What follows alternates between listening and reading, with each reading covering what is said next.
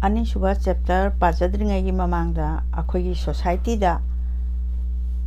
ꯇꯥꯔꯤꯕ ꯃꯃꯤ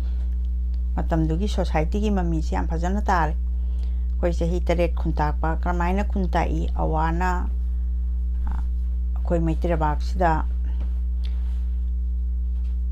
ꯂꯥꯟꯗꯥꯔꯛꯇꯨꯅ ꯑꯩꯈꯣꯏ ꯌꯨꯝꯁꯤ ꯑꯃꯠꯇ ꯅꯤꯡꯊꯤꯖꯅ ꯂꯩꯕ ꯉꯝꯈꯤꯗꯕꯒꯤ ꯋꯥꯔꯤ ꯑꯇꯣꯞꯄ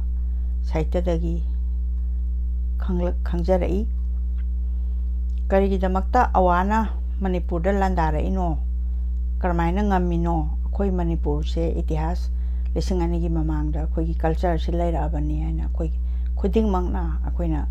ꯉꯁꯤ ꯇꯥꯔꯤ ꯎꯔꯤꯕ ꯃꯌꯥꯝ ꯆꯥꯎꯈꯠꯂꯤꯕ ꯃꯌꯥꯝꯁꯤꯗꯒꯤ ꯑꯩꯈꯣꯏꯅ ꯈꯪ ꯑꯗꯨꯕꯨ ꯀꯔꯝꯍꯥꯏꯅ ꯇꯧꯗꯅ ꯃꯤꯅ ꯂꯥꯛꯆꯕ ꯉꯝꯃꯤꯅꯣ ꯍꯥꯏꯅ ꯍꯥꯏꯕꯗ ꯑꯩꯈꯣꯏ ꯃꯅꯨꯡꯁꯤꯗ ꯑꯆꯥꯔꯣꯝ ꯇꯥꯟꯅꯕ ꯑꯩꯅ ꯃꯍꯦꯜꯂꯦ ꯍꯥꯏꯕ ꯋꯥꯈꯜ ꯑꯃꯈꯛꯁꯦ ꯀꯗꯣꯝꯗꯒꯤ ꯐꯨꯖꯜꯂꯛꯑꯒ ꯂꯥꯛꯈꯤꯕꯅꯣ ꯍꯥꯏꯕꯁꯦ ꯊꯤꯐꯝ ꯈꯪꯗꯦ ꯍꯧꯖꯤꯛꯃꯛꯁꯨ ꯉꯁꯤ ꯐꯥꯎꯕꯗ ꯂꯩꯔꯤꯕ ꯃꯑꯣꯡꯁꯤ ꯌꯥꯝ ꯀꯟꯅ ꯂꯥꯏꯔꯤꯛ ꯂꯥꯏꯁꯨ ꯍꯩꯔꯕ ꯏꯆꯥꯁꯤꯡ ꯃꯌꯥꯝ ꯂꯥꯛꯄꯗꯒꯤꯗꯤ ꯆꯥꯎꯈꯠꯂꯦ ꯅꯨꯡꯉꯥꯏꯔꯦ ꯌꯨꯝꯕꯥꯟ ꯀꯩꯕꯥꯟ ꯍꯥꯟꯅꯒꯤꯗꯨ ꯅꯠꯇ꯭ꯔꯦ ꯑꯩꯈꯣꯏ ꯅꯨꯡꯉꯥꯏꯕ ꯍꯥꯏꯕꯗꯨ ꯑꯣꯏꯔꯦ ꯑꯩꯈꯣꯏꯅ ꯑꯉꯥꯡ ꯑꯣꯏꯔꯤꯉꯩ ꯃꯇꯝꯗꯨꯒ ꯍꯥꯏꯅꯔꯨꯔꯕꯗꯤ ꯑꯗꯨꯕꯨ ꯑꯩꯈꯣꯏꯒꯤ ꯂꯩꯉꯥꯛꯇ ꯀꯔꯤꯗ ꯅꯤꯡꯊꯧ ꯄꯥꯜꯂꯤꯉꯩꯗꯒꯤ ꯍꯧꯅ ꯆꯍꯤ 8 ꯈꯨꯟꯇꯥꯛꯄ ꯍꯥꯏꯕꯁꯦ ꯈꯨꯟꯁꯦ ꯀꯃꯥꯏꯅ ꯇꯥꯛꯏꯅꯣ ꯆꯍꯤ 8 ꯈꯨꯟꯇꯥꯛꯄꯁꯤꯗ ꯆꯍꯤ 8ꯁꯦ ꯃꯅꯤꯄꯨꯔꯁꯤꯗꯅꯦ ꯌꯨꯝꯁꯦ ꯑꯃꯐꯥꯎ ꯂꯩꯕ ꯉꯝꯗꯦ ꯍꯥꯏ ꯑꯋꯥꯅ ꯃꯊꯛꯇ ꯎ ꯃꯊꯛꯇ ꯂꯣꯠꯄꯈꯩ ꯍꯤꯡꯗꯦꯌꯦ ꯃꯈꯥꯗ ꯂꯣꯠꯄꯈꯩ ꯍꯤꯡꯉꯦꯌꯦ ꯑꯩꯈꯣꯏ ꯏꯃꯥ ꯍꯣꯏꯅ ꯋꯥꯔꯤ ꯂꯤꯕꯤ ꯀꯩꯒꯤꯅꯣꯗ ꯑꯋꯥꯁꯦ ꯃꯊꯛꯇ ꯈꯔ ꯌꯦꯡꯈꯠꯀꯟ ꯃꯥꯟꯅꯦ ꯑꯗ ꯃꯣꯏꯅ ꯍꯥꯏꯊꯔꯒ ꯍꯥꯠꯂꯤ ꯍꯥꯏ ꯑꯗꯣ ꯑꯩꯅ ꯅꯨꯡꯉꯥꯏꯇꯕꯒꯤ ꯀꯔꯤꯒꯤꯅꯣ ꯃꯣꯏꯅ ꯑꯩꯈꯣꯏꯕꯨ ꯌꯥꯝ ꯊꯤꯅ ꯇꯧꯔꯤꯗꯣ ꯍꯥꯏꯅ ꯍꯥꯏꯕ ꯃꯇꯝꯗ ꯃꯇꯝ ꯑꯃꯗ ꯑꯩꯈꯣꯏ ꯃꯩꯇꯩ ꯅꯤꯡꯊꯧ ꯃꯆꯥꯁꯤꯡꯁꯦ ꯑꯃꯒ ꯈꯣꯡꯒ꯭ꯔꯦꯡ ꯍꯥꯟꯅꯕ ꯁꯤꯡꯍꯥꯁꯟ ꯄꯥꯝꯕ ꯍꯥꯏꯗꯤ ꯁꯤꯡꯍꯥꯁꯟ ꯑꯆꯥꯎꯔꯣꯝ ꯀꯥꯕ ꯑꯩꯒꯤ ꯍꯥꯏꯕ ꯃꯤꯠꯌꯦꯡꯁꯤꯅ ꯄꯨꯛꯅꯤꯡ ꯆꯥꯎꯊꯣꯛꯄ ꯉꯝꯗꯕ ꯁꯤꯗꯒꯤ ꯊꯣꯛꯂꯛꯄ ꯉꯥꯛꯇ ꯑꯣꯏꯔꯝꯃꯦ ꯉꯁꯤ ꯂꯥꯏꯔꯤꯛ ꯍꯩꯔꯦ ꯑꯗꯒꯤ ꯑꯩꯈꯣꯏ ꯃꯅꯤꯄꯨꯔꯁꯦ ꯄ꯭ꯔꯤꯊꯤꯕꯤꯒꯤ ꯃꯐꯝ ꯈꯨꯗꯤꯡꯃꯛꯇ ꯑꯩꯈꯣꯏꯅ ꯂꯩꯕ ꯉꯝꯃꯦ ꯀꯥꯏꯅ ꯑꯩ ꯏꯁꯥꯃꯛꯀꯤ ꯄꯨꯛꯅꯤꯡꯗ ꯌꯥꯝ ꯆꯥꯎꯊꯣꯛꯆꯩ ꯃꯇꯝ ꯑꯃꯗ ꯃꯅꯤꯄꯨꯔ ꯃꯆꯥꯁꯤꯡꯁꯤꯅ ꯑꯩꯈꯣꯏꯒꯤ MA ꯇꯝꯕꯁꯤ ꯒꯨꯋꯥꯍꯥꯇꯤꯗꯒꯤ ꯍꯦꯟꯂꯝꯗꯦ MAꯁꯤ ꯃꯅꯤꯄꯨꯔ ꯌꯨꯅꯤꯚꯔꯁꯤꯇꯤ ꯀꯥꯏꯅ ꯂꯩꯔꯝꯕ ꯖꯥꯠ ꯅꯠꯇꯦ ꯑꯩ ꯏꯁꯥꯃꯛꯀꯤ ꯃꯇꯨꯡ ꯀꯥꯏꯅ ꯊꯪꯗ 1980 ꯀꯩꯅꯣ ꯑꯩ ꯑꯦꯛꯖꯦꯛꯇꯤ ꯑꯩ ꯍꯥꯏꯕ ꯉꯝꯃꯔꯣꯏ ꯑꯩꯒꯤ ꯃꯇꯝꯗ JNU ꯑꯣꯏꯅ ꯖꯋꯥꯍꯔꯂꯥꯜ ꯅꯦꯍꯔꯨ ꯑꯍꯥꯟꯕꯗ ꯒꯨꯋꯥꯍꯥꯇꯤ ꯌꯨꯅꯤꯚꯔꯁꯤꯇꯤꯗ ꯑꯦꯐꯤꯂꯤꯌꯦꯁꯟ ꯇꯧꯗꯅ ꯑꯗꯨꯃꯥꯏꯅ ꯇꯧꯕ ꯑꯩꯈꯣꯏꯒꯤꯁꯤ ꯂꯩꯔꯝꯗꯕꯒꯤ ꯑꯩꯈꯣꯏ MA ꯀꯥꯗꯤ ꯇꯝꯕ ꯀ꯭ꯂꯥꯁ ꯀꯥꯗꯤ ꯇꯧꯕ ꯑꯗꯨꯒ ꯄꯔꯤꯈꯥ ꯊꯥꯐꯝ ꯂꯩꯇꯕ ꯑꯩ ꯏꯁꯥꯃꯛꯅ ꯒ꯭ꯔꯦꯖꯨꯑꯦꯁꯟꯒꯤ ꯃꯇꯝꯗꯁꯨ ꯃꯅꯤꯄꯨꯔ ꯕꯣꯔꯗ ꯀꯥꯎꯟꯁꯤꯜ ꯀꯥꯏꯁꯤ ꯂꯩꯄꯣꯟꯇꯦ ꯒꯨꯋꯥꯍꯥꯇꯤ ꯌꯨꯅꯤꯚꯔꯁꯤꯇꯤꯒꯤ ꯃꯈꯥꯁꯤꯗꯩꯁꯤꯗ ꯂꯣꯏꯅ ꯀꯩꯅꯣ ꯑꯣꯏꯕꯅꯤ ꯁꯦꯅꯤꯌꯔ ꯑꯣꯏꯕ ꯗꯥꯛꯇꯔ ꯏꯟꯖꯤꯅꯤꯌꯥꯔ ꯀꯥꯡꯕꯨ ꯃꯌꯥꯝꯁꯤꯁꯨ ꯃꯅꯤꯄꯨꯔꯗ ꯏꯟꯖꯤꯅꯤꯌꯥꯔꯤꯡ ꯏꯟꯁꯇꯤꯇ꯭ꯌꯨꯠ ꯂꯩꯔꯝꯕ ꯅꯠꯇꯦ ꯂꯣꯏꯅꯃꯛ ꯂꯩꯔꯦ ꯍꯧꯖꯤꯛ ꯑꯗꯣ ꯄꯨꯛꯅꯤꯡꯁꯤꯒ ꯀꯩꯒ ꯄꯨꯂꯞ ꯆꯥꯎꯈꯠꯃꯤꯟꯅꯔꯝꯃꯗꯤ ꯈꯔ ꯅꯨꯡꯉꯥꯏꯅꯤ ꯄꯨꯛꯅꯤꯡꯁꯤꯅ ꯈꯤꯇꯪ ꯑꯃꯨꯛ ꯁꯣꯜꯍꯧꯕ ꯃꯥꯜꯂꯦ ꯑꯗꯨꯅ ꯑꯩꯒꯤ ꯍꯥꯏꯕ ꯁꯤꯅ ꯃꯥꯡꯑꯣꯏꯅꯔꯀꯥꯟꯗ ꯑꯃꯨꯛ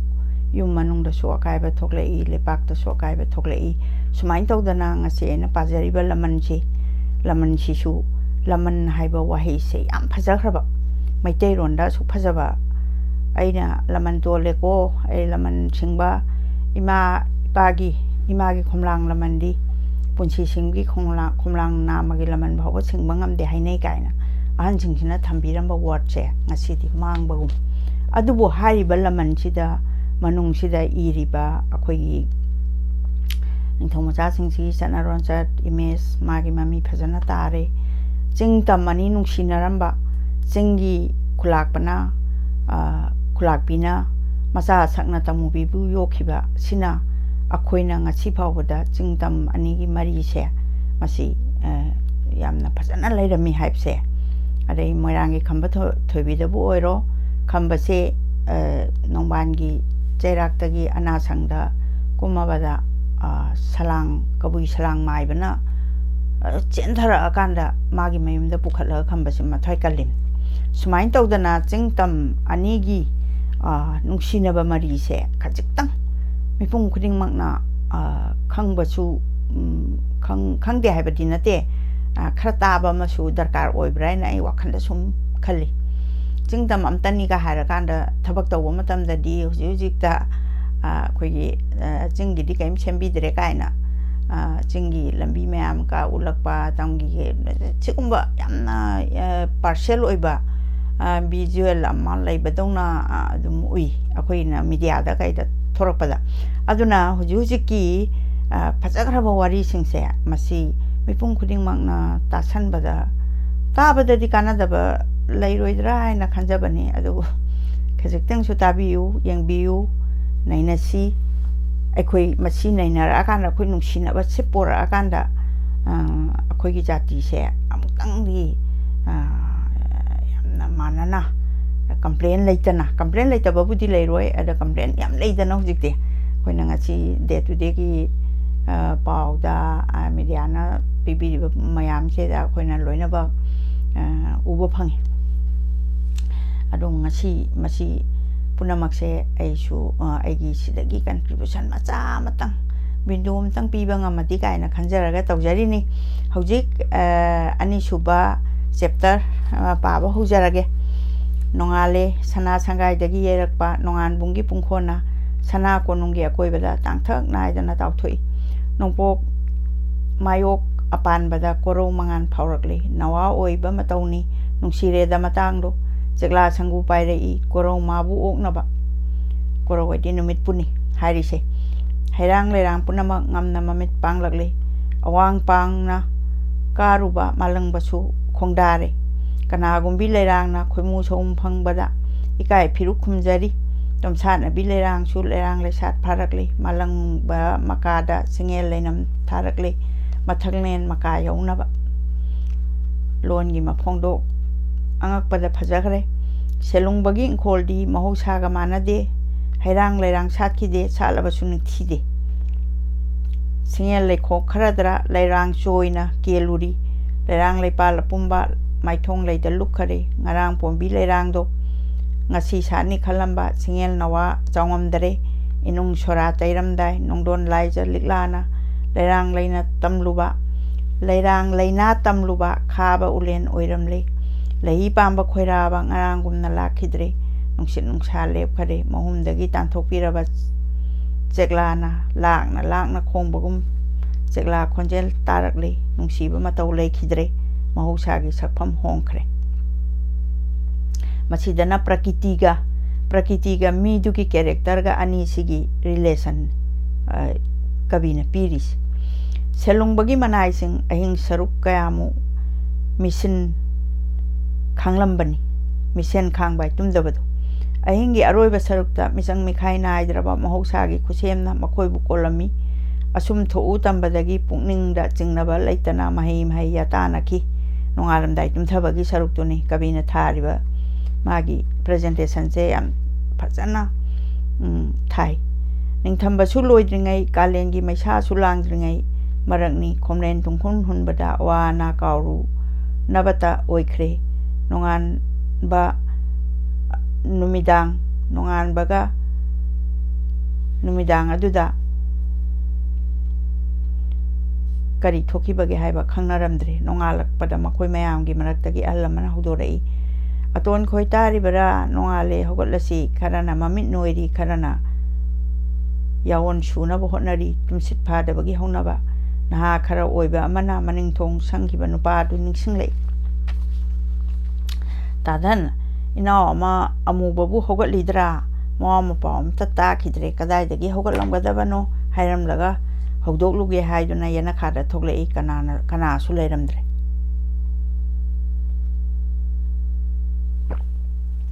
inausa amuba leitiana thongdi hang brata dhan mai hoganarak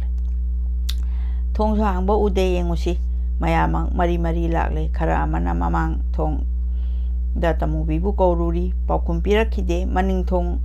kathokuna leiramle illubada mathanda hangdok sare amubana isang na upna ta duna leirambada mayamak tungda handok nai ahan adu imungda changlakle kana mata leiramdre ꯑꯃꯨꯕꯁꯨ ꯂꯦꯡꯈꯤꯗ꯭ꯔꯦ ꯇꯁꯦꯡꯅꯃꯛ ꯃꯊ꯭ꯋꯥꯏ ꯌꯥꯎꯗ꯭ꯔꯕ ꯍꯛꯆꯥꯡꯅꯤ ꯃꯌꯥꯝꯃꯛ ꯏꯉꯛ ꯉꯛꯅꯔꯦ ꯑꯃꯅ ꯍꯥꯏꯔꯛꯏ ꯇꯃꯨꯕꯤꯅ ꯑꯁꯨꯝꯅ ꯉꯝꯒꯅꯤ ꯊꯥꯖꯗꯦ ꯑꯗꯨꯗꯤ ꯀꯅꯥꯅꯅꯣ ꯁꯦꯂꯨꯡꯕ ꯇꯥꯔꯕꯗꯤ ꯀꯝꯗꯧꯅꯤ ꯑꯍꯜ ꯑꯗꯨꯅ ꯍꯥꯏꯔꯛꯏ ꯀꯥꯟꯅꯗꯦ ꯏꯅꯥꯎꯁꯥ ꯅꯈꯣꯏ ꯑꯃ ꯆꯦꯜꯂꯨ ꯏꯉꯣ ꯁꯦꯂꯨꯡꯕ ꯇꯥꯛꯂꯨ ꯀꯅꯥ ꯑꯃꯠꯇꯁꯨ ꯆꯠꯄ ꯉꯝꯅꯗꯔꯦ ꯄꯨꯝꯅꯃꯛ ꯃꯃꯥꯏ ꯃꯛꯁꯤꯟꯅꯔꯦ ꯑꯗꯨꯒ ꯆꯥꯎꯕꯁꯨ ꯂꯩꯕꯔ ꯌꯦꯡꯉꯛꯎ ꯏꯔꯥꯡꯁꯨ ꯈꯪꯂꯛꯏ ꯅꯨꯄꯤꯃꯆꯥ ꯑꯃꯅ ꯑꯁꯨꯝꯅ ꯉꯝꯒꯅꯤ ꯊꯥꯖꯗꯦ ꯀꯅꯥꯒꯨꯝꯕ ꯑꯃꯒꯤ ꯊꯧꯔꯥꯡꯅꯤ ꯇꯣꯝꯕꯁꯨ ꯀꯧꯔꯨꯆꯣ ꯊꯤꯜꯂꯕꯅꯤ ꯃꯍꯩ ꯆꯦꯟꯅꯈꯤꯗꯨꯅ ꯑꯍꯜ ꯑꯗꯨꯅ ꯅꯨꯄꯥ ꯑꯃꯠꯇ ꯉꯥꯏꯍꯧꯔꯦ ꯇꯥꯗꯟ ꯑꯉꯛꯄꯅꯤꯗꯀꯣ ꯊꯧꯗꯣꯛ ꯑꯁꯤ ꯏꯉꯣ ꯁꯦꯂꯨꯡꯕꯅ ꯍꯪꯂꯒ ꯀꯔꯤ ꯍꯥꯏꯅ ꯈꯨꯝꯒꯅꯤ ꯏꯅꯥꯎꯁꯤꯗꯤ ꯑꯩꯈꯣꯏꯒꯤ ꯏꯔꯥꯟ ꯀꯔꯤꯁꯨ ꯂꯩꯇꯦꯅ ꯏꯁꯣꯔꯅ ꯇꯝꯕ ꯂꯥꯛꯀꯅꯤ ꯑꯩꯗꯤ ꯇꯣꯝꯕꯅ ꯁꯤꯟꯕ꯭ꯔꯛꯅꯤꯡꯉꯤ ꯑꯩꯈꯣꯏꯅ ꯃꯍꯥꯛꯄꯨ ꯊꯥꯗꯣꯛꯇꯨꯅ ꯆꯠꯍꯜꯂꯨꯕ ꯑꯣꯟꯊꯣꯛꯅ ꯂꯥꯟꯈ꯭ꯔꯦ ꯀꯔꯤꯒꯤ ꯅꯈꯣꯏ ꯇꯥꯗ꯭ꯔꯤꯕ꯭ꯔꯥ ꯇꯣꯝꯕꯒ ꯇꯃꯨꯕꯤꯒ ꯑꯅꯤ ꯑꯁꯤꯒꯤ ꯃꯔꯛꯇ ꯀꯔꯤꯒꯨꯝꯕ ꯃꯔꯤ ꯑꯃ ꯂꯩꯅꯩ ꯍꯥꯏꯅ ꯈ꯭ꯋꯥꯏꯅ ꯉꯥꯡꯅꯩ ꯇꯣꯝꯕ ꯂꯥꯛꯂꯒ ꯈꯪꯒꯅꯤ ꯅꯨꯄꯤꯃꯆꯥ ꯑꯗꯨꯅ ꯁꯦꯂꯨꯡꯕꯒꯤ ꯃꯤꯠꯌꯦꯡ ꯆꯪꯕ꯭ꯔꯥ ꯍꯥꯏꯕꯁꯤꯗꯤ ꯉꯥꯡꯅꯕ ꯌꯥꯎꯏ ꯇꯣꯝꯕꯒꯤꯗꯤ ꯈꯪꯗꯦ ꯃꯄꯨꯔꯣꯏꯕ ꯅꯤꯡꯕꯤ ꯅꯨꯄꯤꯃꯆꯥ ꯑꯗꯨꯅꯕꯨ ꯃꯔꯛꯇ ꯃꯁꯝ ꯍꯧꯕ ꯃꯤꯕꯨ ꯀꯅꯥꯅ ꯊꯥꯖꯕ ꯉꯝꯕꯒꯦꯅꯦ ꯇꯣꯝꯕꯁꯨ ꯅꯍꯥꯅꯤ ꯏꯉꯣ ꯁꯦꯂꯨꯡꯕꯒꯤ ꯃꯅꯥꯏ ꯑꯣꯏꯖꯩ ꯍꯥꯏꯕꯇꯅꯤ ꯑꯔꯩꯕ ꯃꯅꯥꯏꯃꯛꯁꯨ ꯅꯠꯇꯦꯅ ꯇꯃꯨꯕꯤꯁꯨ ꯄꯅꯥ ꯃꯆꯥꯅꯤ ꯃꯄꯥꯁꯨ ꯈꯪꯗ꯭ꯔꯥ ꯃꯤꯅ ꯁꯛꯈꯪ ꯃꯥꯏꯈꯪꯅꯩ ꯅꯤꯡꯊꯧꯒꯤ ꯃꯅꯥ ꯃꯊꯨꯝ ꯆꯥꯈꯤꯗꯦ ꯍꯥꯏꯕꯇꯅꯤ ꯃꯔꯥꯏꯕꯛ ꯊꯤꯕꯗꯒꯤ ꯅꯣꯡꯊꯣꯟꯕꯅ ꯃꯁꯥꯒꯤ ꯋꯥꯁꯛ ꯉꯥꯛꯄꯗꯒꯤ ꯏꯃꯨꯡ ꯑꯁꯤ ꯌꯧꯔꯛꯄꯅꯤ ꯃꯤꯅꯥꯏ ꯑꯣꯏꯈꯤꯕꯅꯤ ꯑꯗꯨꯕꯨ ꯆꯥꯎꯕꯒ ꯄꯨꯛꯆꯦꯜ ꯈꯣꯏꯖꯦꯜ ꯇꯤꯟꯅꯅ ꯂꯩꯕ ꯎꯏ ꯃꯁꯨꯡ ꯂꯥꯡꯒꯤꯗꯃꯛ ꯃꯤꯅꯥꯏ ꯁꯤꯟꯊꯥ ꯀꯣꯛꯂꯕꯗ ꯃꯥꯡꯗꯨꯅ ꯂꯩꯕ ꯅꯠꯇ꯭ꯔꯥ ꯅꯨꯄꯤꯒꯤ ꯑꯌꯥꯡꯕ ꯄꯨꯛꯆꯦꯜꯕꯨ ꯅꯪ ꯑꯩꯅ ꯑꯣꯟꯕ ꯉꯝꯕꯗꯤ ꯏꯇꯤꯛꯂꯥ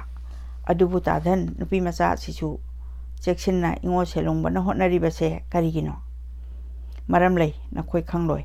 ꯑꯁꯨꯝꯅ ꯇꯥꯔꯛꯈꯤꯒꯅꯤ ꯑꯁꯨꯃꯛ ꯃꯊꯪ ꯇꯥꯔꯛꯈꯤꯒꯅꯤ ꯀꯨꯏꯗꯦ ꯅꯨꯄꯥ ꯑꯃ ꯊꯨꯡꯂꯔꯦ ꯇꯣꯝꯕ ꯂꯩꯇꯦ ꯊꯤꯕ ꯈꯪꯗꯦ ꯍꯥꯏꯅ ꯇꯥꯛꯂꯔꯦ ꯈꯪꯂꯔꯣꯏ ꯑꯇꯣ ꯑꯩꯅ ꯈꯜꯂꯝꯕ ꯁꯣꯏꯗ꯭ꯔꯕꯅꯤ ꯍꯥꯏꯅꯔꯤꯉꯩ ꯃꯔꯛꯇ ꯃꯤꯌꯥꯝ ꯂꯥꯛꯄ ꯎꯔꯦ ꯏꯉꯣ ꯁꯦꯂꯨꯡꯕꯁꯨ ꯌꯥꯎꯔꯛꯂꯦ ꯑꯁꯥꯎꯕꯅ ꯃꯥꯡꯑꯣꯏꯅꯔꯛꯏ ꯑꯁꯨꯛ ꯌꯥꯝꯕ ꯃꯤ ꯂꯩꯕꯕꯨ ꯑꯁꯨꯛ ꯌꯥꯝꯅ ꯂꯥꯛꯆꯍꯟꯈ꯭ꯔꯕꯅꯤꯀꯣ ꯃꯌꯥꯝ ꯑꯃ ꯀꯔꯤ ꯑꯃꯠꯇ ꯈꯪꯍꯧꯗ꯭ꯔꯕꯣ ꯑꯍꯟ ꯑꯩꯈꯣꯏꯁꯨ ꯉꯥꯏꯍꯥꯛ ꯄꯣꯊꯥꯅꯔꯨꯔꯦ ꯇꯥꯗ ꯑꯩꯗꯤ ꯇꯨꯝꯃꯨꯆꯣ ꯍꯥꯏꯅ ꯃꯌꯥꯝꯕꯨ ꯊꯥꯔꯛꯄꯗꯤ ꯅꯠꯇꯦꯅ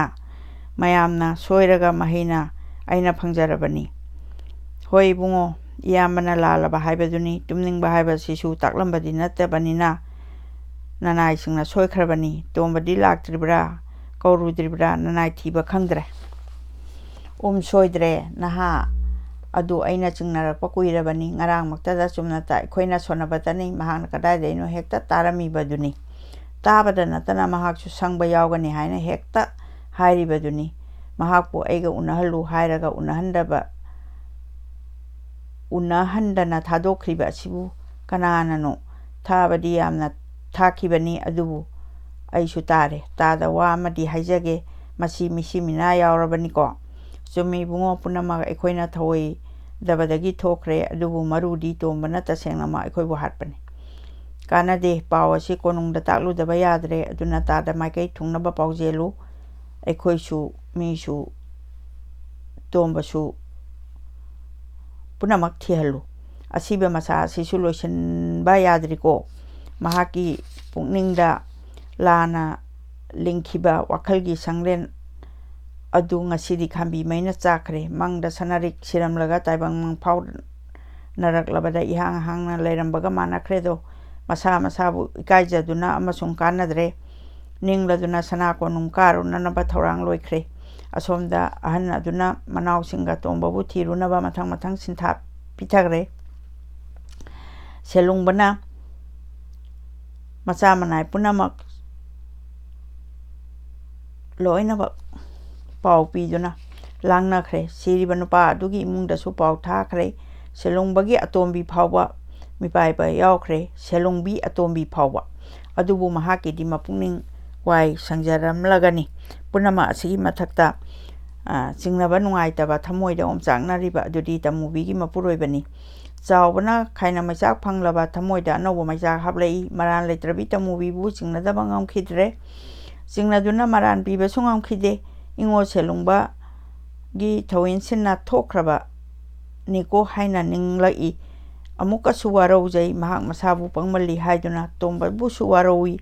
serana ba wakhalgi makha pon khiduna kana amatta nasu lande taigumba sung kanaba kana nasu lan badi khangde matamna sa jatna tungda thoklaga daba thabakna masa masagi maral takpham thokpa masana takcharakpa haibadu mangaire lekaina ngangnaki tombana tamubigi damakta honaba hakmali haina machem saklabi adugi khomlang makhak thaktuna mama amatagi tampakta yataminarakpani haibadi kanana su khangkhide khanglaba phawada khangsinade mahosana maran thiba hiba miyoiba anganba saruk yengbide amambana thijinba pamjai chawbadi khangi kanadagi tamubi tombadagi lautunaba oibasu yai mamit maknadi ohoba natabanina asumna khallabadi chawbagi su maral leite tombana mung machengbida magi mathai katlaga khomlang laman chingluge taibang phawbana khairiba taibang miyoibana ngairiba pari nawa kalamge taibang phawbada ngairiba pari nawa kalamge khalambani adubu kanana su khangbide khangabasu khangjanade kupna leikraba leiron chanbaga manakraba wafam adu chawbana khanbada aruba pothangum pakhongum thokre mahusa miyoibagi nungaitaba mapukta awabata phawrami nungaitaba sina maram oiduna amaromda magi pukningda wai sangba amasu phanglami magi damak nongju nongsa khanglaklabi mahaktana nungsijaba oirabasu adugumbi mahaki masagi oijabani khanduna masamakna pangthokchakraba thabak adugi damak karigi nungaitafam thokpagi magi awaba kokhibagi damak amasung ningba thungkhibagi damak nungaifamju thoklabra khalladuna amukkasu hena nungairi ingo selungbagi mataw aduda adu oidunasu pari nawa adugi damakta wadaba ngamlakte mamita mapi sintarai machagi masak ningsinglaktunna nungda omduna chaklai asi oire ko miyoibagi mapok haibase maitana wakhaidriba phawba loiba naidraba khangba ngamdraba kusin matung inna kanana su sinba ngamde taibang layum da tariba pogi marol leite lepa ngamde asi mangai kanade chatnaba matam oiraklagani nahaki nathau loithoklo landraga unnarakani amana hodore mani tada madu mangaire mayang lebak tana chatkadabani halaktaba wadi sona tambani mibu asi yauna tona sangagum sijinakre mamal piduna leiba yaba potka mana duna leikhre minai phunga lingdana atopa pambaina mi punsi lenaba karigumba ama leitrabarane matamna taraklabada matamgi matung ina taklakpa haibaduni mahei thorang loina khare tamba nupa tarani mayang lepak yogadaba taret amana amu halakani ahum amagina matam leptaba sing adugi manungda chawsu amani ingo selungba lakle haire aisu nungaite adubu yadredo matam khara yengmuko warabasu hairau aina ngamba mateng panglakani yamna phani selungba aduga handak tamubina tombaga chatkriba sidi nangdi khangma khangaudrabro aidi karamna khangani ingo selungbana khanglibadu mangai adudi tamubigi mapuk thongna tombagi mapuk thongna oiba tarabro hoi nupigi puksel haiba sisu angakpani asimasu paramale selungba kainaba wanganga sidi aibu malom thamlina malongi wana tene ingodi lande aigi iraibaknani hoi kona khangnarakpa haibaduni aingonda ngakna thokliba mi phawba hatoklamliba sini ngakpham thoina thokte puksel lepkhraba migi mafamdadi aikhoidabu sonmanbagi ngamjadabani karigi nupi macha adu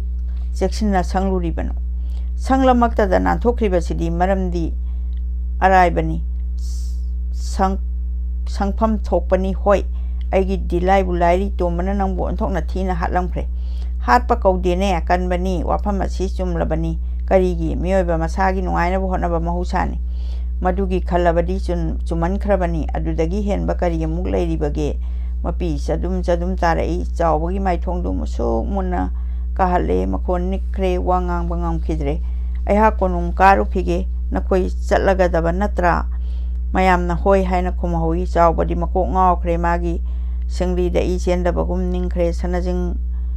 phambaina khangodana ningkharatuna makok thaktanan labaga manakhre nungsa phuina honkhre mamita I kakhre makha chiktuna khangamdaba horakpa pungningi wado pungning da phaba laknari mayamna chatlasi hainarakpada mangpha narakle taibam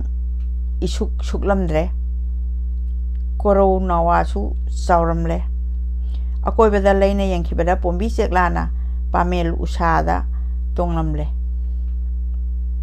mayamduna muna yenghowi chatloko haibagum chekla tumin kaidongi nungsuk nungsana duna uyan chaktin nabani inungba sora tairaga chekla mapang kainagani karigi adu wabage masa mareng chauraba male mawusida punna tongminasi noma soidana kainagani warunu haibagum chawbagi pungning phaurei makhoi taramak mahei thorna rakle sakhrasanu kadai phawwa chatlambage yang khisi selongbagi konung yau khare pau pumba sana konung da tam khare mapugi asanba manaini warago no haina themjin bire selongphom kabada mangai phamnaiba nobagi honaba mapugi yana ba honabada magi mathau oirakpani tanna sana konung dagi pau senthok khare tomba amasung tamubi puphana naba kana matana changja phampi phade piramba thoklabadi ningthogi chairak phangani pau asi maitei lepak sin khare asomda tamubigi hakchangsu hongnabi matungina pau asina maitei lepak sin khare asomdana amubagi hakchangdu hongnabi matungina loisinna ba hotna khare masida chapter ani suba chapter loisinjare